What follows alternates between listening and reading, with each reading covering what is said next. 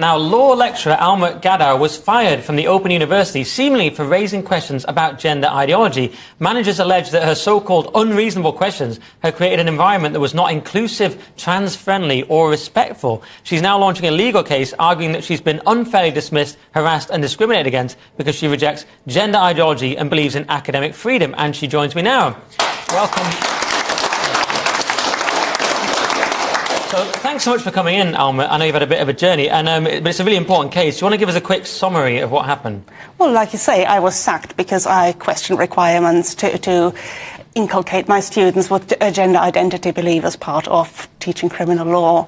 So, like in so many places around the beginning of the decade, you get this surge in sort of critical social justice all over the place. You get it at the Open University, which then translates into the fact that the EDI department decides that they want to modify all current curriculum, as they put it, to make it anti-racist and intersectional and decolonised and decarbonised and all the currently fashionable ideologies. Right. And of course these are politically contested ideas, but they were then to become the premise of all curriculum, of everything we teach everywhere, where no longer a proposition to discuss, but the premise that you just take as read. Right.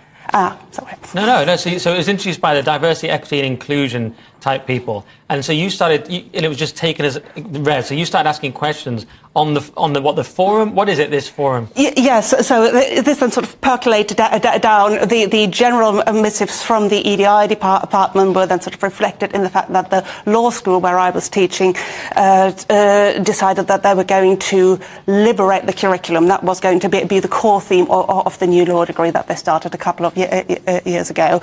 And liberate the curriculum.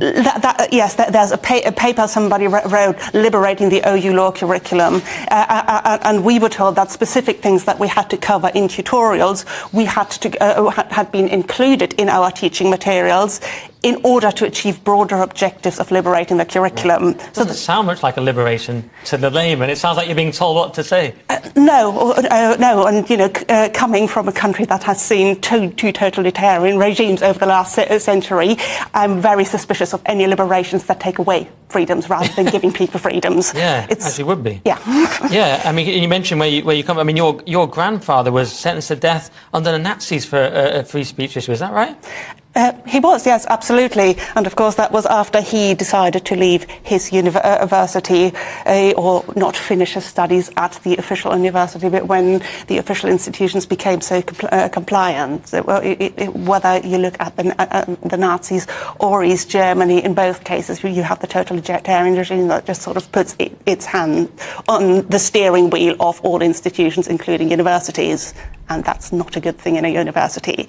Yeah. So in a free country, a free university is there to generate and disseminate knowledge, whereas in a totalitarian country, a captured university is there to generate and disseminate the knowledge that helps the regime and suppress any knowledge or ideas that might in any way question the regime. And of course the frightening thing with ideas like liberating the curriculum is that suddenly we are no longer just there to generate and share knowledge on law. We are there to share knowledge on law insofar as it is conducive with these ideas that the EDI department wants to introduce into all current curriculum.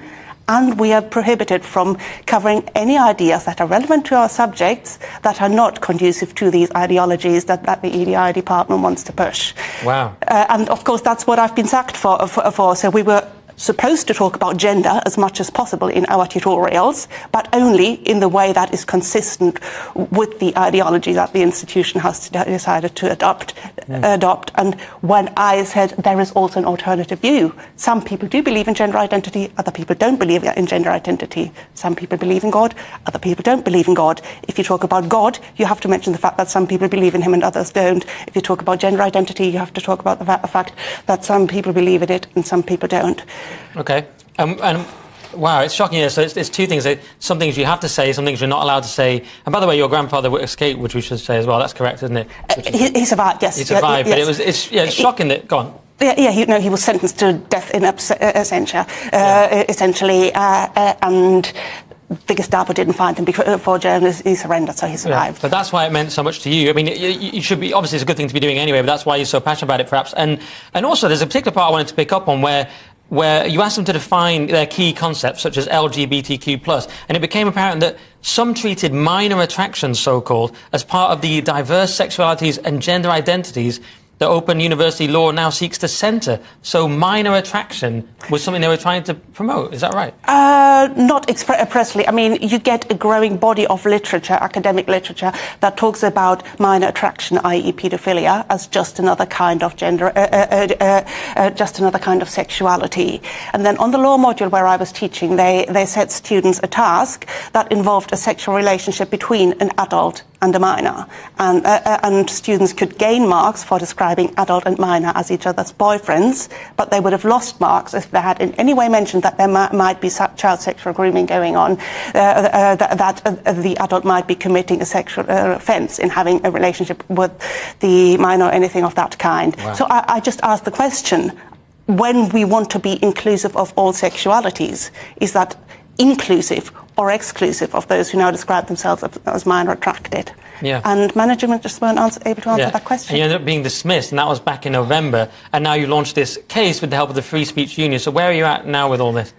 I mean, the Free Speech Union have been absolutely amazing. I have to say, like, a lot of gender critical academics have had to turn to the Free Speech Union. And, well, yes, we've launched the crowdfunder properly a couple of days ago, and it's happily been going really well over the past 2 days.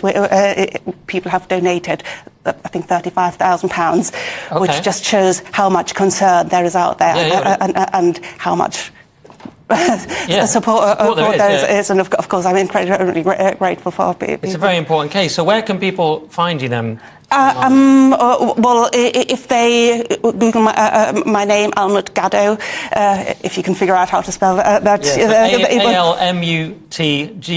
ALMUTGADOW. Yeah. And they can find your crowdfunding. It will probably come up, but if they go to crowdjustice.com and then look at the employment cases, they'll find it there. Or if they follow the Free Speech Union on Twitter, they occasionally tweet about my case. All right. Well, it's a very important case. Thanks so much for coming in, Almut Gadow.